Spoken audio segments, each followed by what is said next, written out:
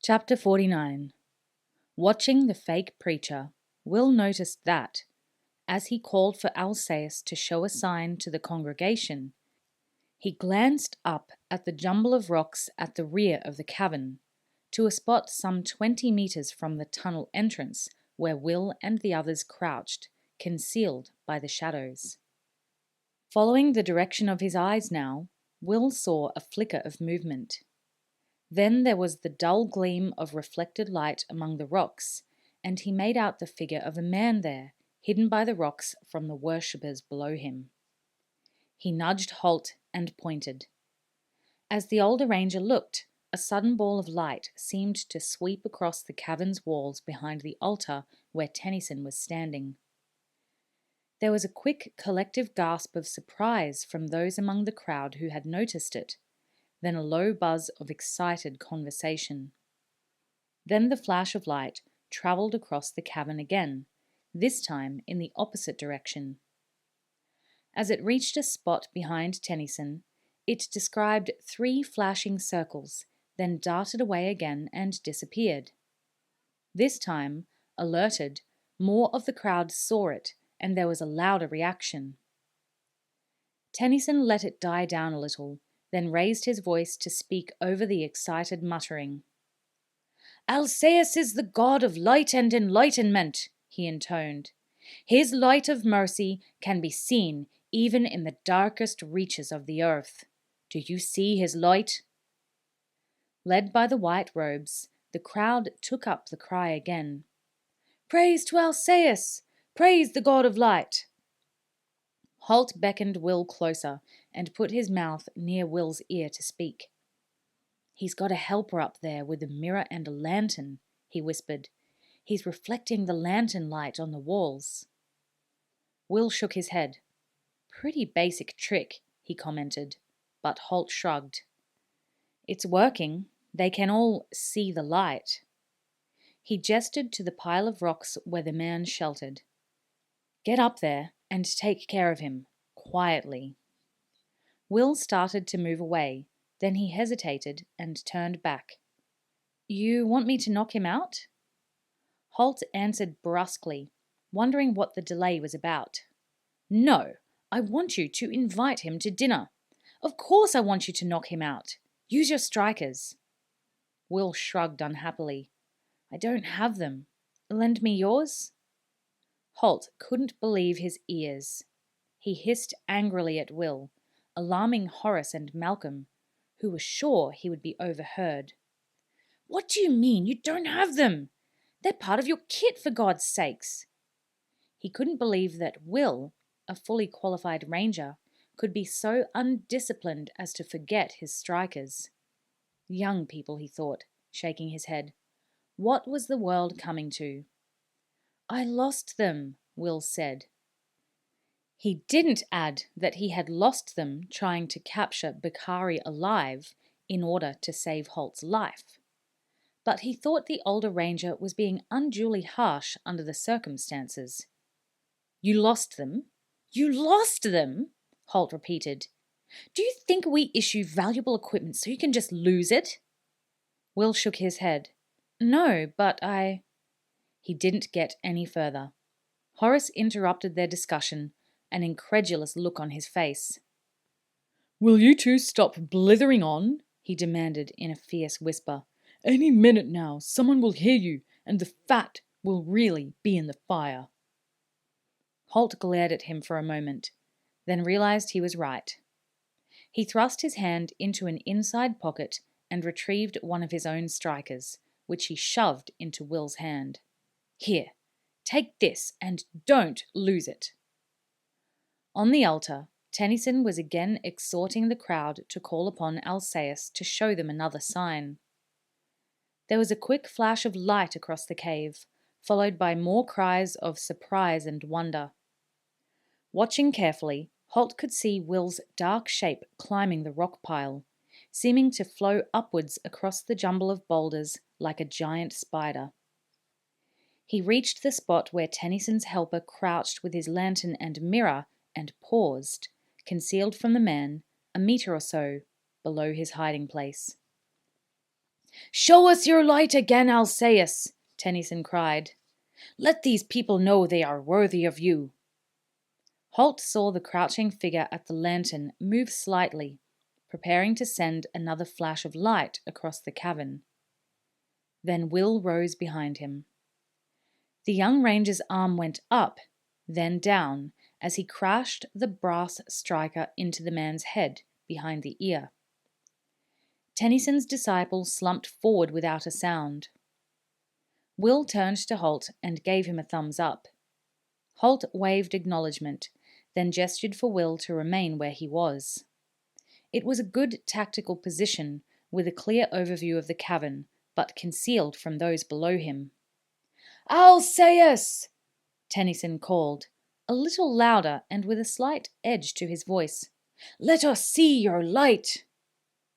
Hidden among the rocks, Will raised the polished metal mirror the man had been using as a reflector and pointed to it, looking interrogatively at Halt. Did the senior ranger want him to send light flashing across the cavern? The gesture said. Halt shook his head. He had another idea in mind, and this seemed to be a perfect opportunity to put it into effect. "Alcaeus, we need to see your light," Tennyson called. It was more of a command than a prayer, Halt thought. The people in the cavern were beginning to look restless. Halt leaned close to Malcolm and indicated a large boulder a few meters away on their left. "I'm going to move over to that boulder," he said. "When I call out to Tennyson, lob one of your mud balls in front of me." Malcolm nodded his understanding. He crouched, gingerly set the wooden case down and opened the lid. Halt slid through the shadows to the boulder he had indicated. Malcolm took one of the balls out of the case, closed the lid, and stood upright again. He made eye contact with Halt, and the ranger nodded to him. Malcolm saw Halt discard his cloak and don the leather circlet that Horace had made up, a replica of the simple crown of Clonmel. Using his fingers, he roughly combed his hair to either side, parting it in the middle and holding it in place with the leather loop. Malcolm readied the ball for an underarm toss. At that moment, Tennyson chose to implore Alcaeus once more. "Alcaeus, show us a sign! We beg you!" Halt took a deep breath, then shouted in a voice that rang through the cavern, waking the echoes. "Tennyson! Tennyson! You are a fake and a liar!" Heads turned, seeking the source of the words. As they did, Malcolm tossed the ball underarm, lobbing it high in the air to land on the spot just in front of Halt. The sand covering the cavern floor was relatively soft, but the ball came down from a considerable height and, as Malcolm had pointed out, it was extremely volatile. There was a loud bang, followed by a giant cloud of yellow-brown smoke. A trickle of sand and pebbles, loosened by the vibrations set up by the explosion, slithered down from the ceiling of the cave. Then Halt stepped forward, passing through the cloud, and people gasped as he appeared to materialize out of the smoke. "Tennyson, your god is false, and you are a liar." Tennyson was completely startled by this turn of events. He peered through the smoky interior of the cavern to see the slight figure standing at the rear of the cave. He took in the hair, parted in the middle, held back from the face by the simple leather circlet, and the neatly trimmed beard. Suddenly, with a rush of fear, he knew who this was. "You!" he cried, before he could stop himself. "But you're dead! He stopped, just a little too late. "You killed me?" said the figure. "Yes, you did, but I've come back, and I want my revenge." "No!" Tennyson cried, holding up one hand as if to ward off the apparition before him. Taken by surprise, he was completely unnerved by the sight of the man he had believed dead. He knew to be dead. "Say my name, Tennyson. Say my name, and I may spare you," Halt demanded. "It can't be you," Tennyson shouted. But the doubt was obvious in his voice. Aside from one brief meeting, he had never seen Halt at close quarters, and then the ranger's hair and beard had been long and unkempt. But he knew Ferris when he saw him, and the voice, with its distinctive Hibernian accent, was instantly recognizable. And he knew Ferris was dead. The Genovesan assassin had assured him of the fact. He had shot Ferris from behind with a poisoned crossbow bolt. There was no possibility that the king could have survived. Yet, here he was, calling for revenge.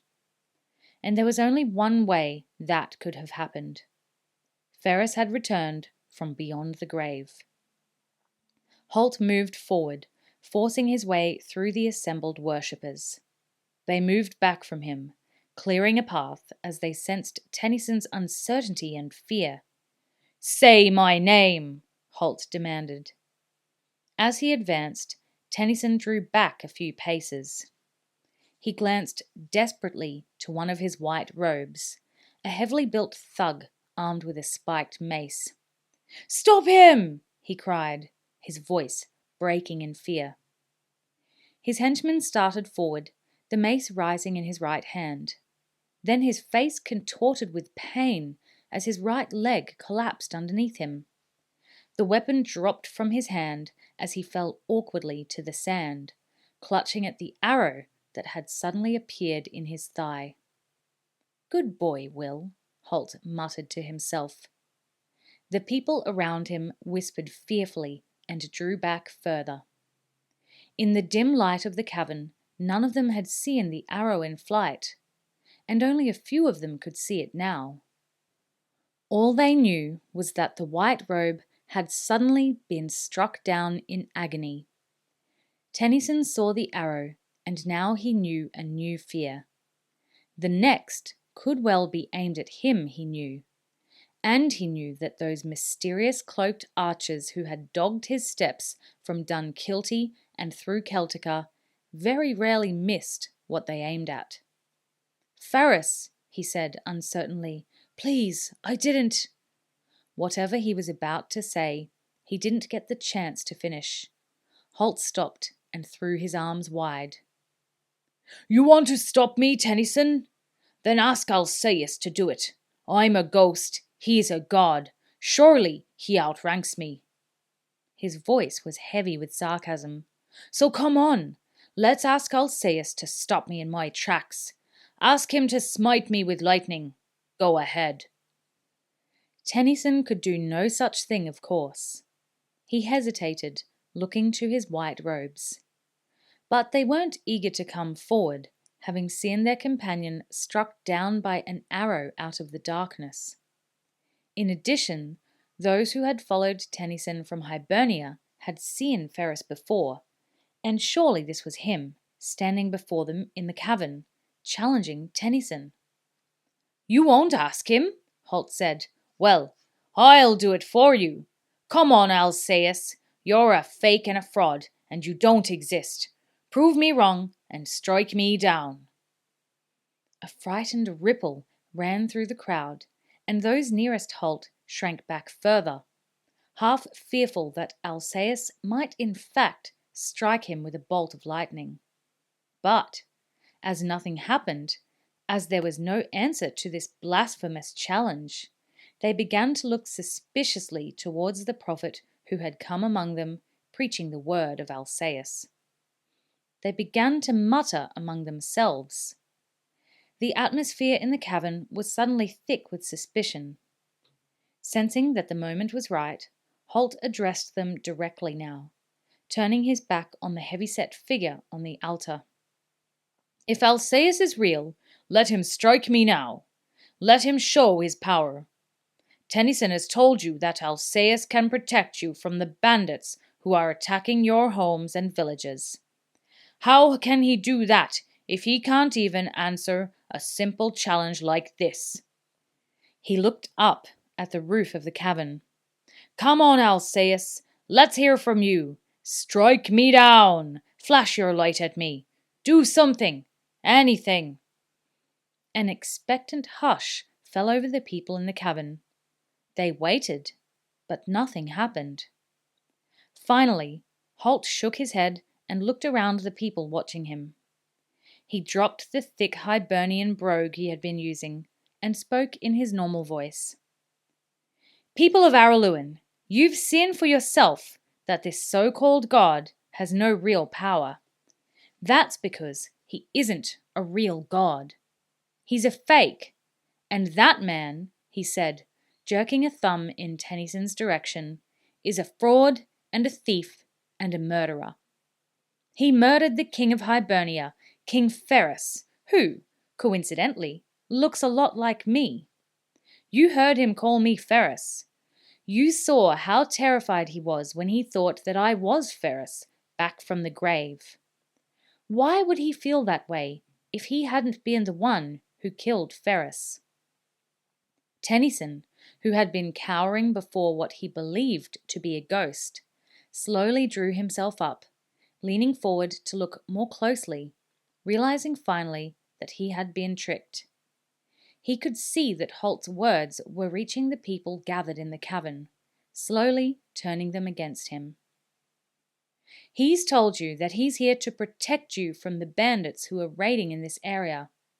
He hasn't told you that those bandits are actually working hand in glove with him, and he's asked you for gold and jewelry to build his altar, hasn't he? He looked at the faces around him. Heads nodded in confirmation. Then the confusion and doubt on their faces slowly began to give way to suspicion and anger. Take a closer look at that altar, and you'll find it's plain wood, coated with a thin layer of gold. And the jewels are fake. The real golden jewels are in Tennyson's saddlebags, ready for the day where he and his friends slip away with them. He's lying! Tennyson suddenly found his voice. The stranger had admitted that he was no ghost, and Tennyson's confidence began to return. He knew he could sway a mob when it came to a contest of words. After all, this person was a nobody, a non-entity. He's lying! Alcaeus has protected you. You know that. Now, this stranger comes among you and blasphemes the god and accuses me. You know me. You know Alcaeus. But who is he? A stranger, a wanderer, a vagabond. A king's ranger, Halt interrupted, and there was a further buzz of interest from the crowd. He reached into his shirt and pulled out the silver oak leaf on its chain, showing it to the people closest to him. They craned forward to look, and then confirmed the fact to those further away. Tennyson watched the reaction, puzzled. But this wasn't Hibernia, where rangers were unknown and had no status. This was Araluen, where everyone knew of the Ranger Corps. In Araluen, some people might be nervous around rangers, but everyone respected them and knew they were the principal protectors of the king's peace. My name is Halt, Halt continued, raising his voice. If the news that he was a ranger had caused a stir, the name Halt had a more far-reaching effect. Halt was famous throughout the kingdom. He was a legend. Those who had pulled back from him when he first challenged Alcaeus now began to crowd in to get a closer look at him. Halt decided to up the ante a little. He pointed to the jumble of rocks where Will was concealed. And there is another ranger you may have heard of, Will Treaty. Heads turned, and Will rose slowly from his position in the rocks. They could see the well-known ranger cloak and cowl and the unmistakable longbow, favoured weapon of the Ranger Corps. He pushed the cowl back now so they could see his face in the dim light. If people had shown interest at Halt's name, it was redoubled when he mentioned Will. They weren't all that far from Mackendore, where Will had defeated a Scotty invasion. Halt might be a national legend, but Will Treaty was a local hero. We've been trailing this man, Halt indicated Tennyson once more, for months. He murdered King Ferris, King of Clonmel. He stole from the people of Hibernia, and he fled to Picta. Now he's here to steal from you, him and his cohorts who were here before him. Chances are they've already killed friends and neighbours of yours. Again, there was an angry reaction from the crowd. People had been killed by the bandit group that worked in parallel with the Outsiders cult. Now those present began to realize who had really been responsible. You've been tricked, Halt told them, after the angry muttering had died down. And we're here to take Tennyson and his gang into custody. But first, I wanted to prove to you that Tennyson is a fraud and Alcaeus, the god he pretends to worship, is a fake. If you choose to stand by him, well and good. But if not, I'll give you this chance to leave now. Turn your back on him and get out.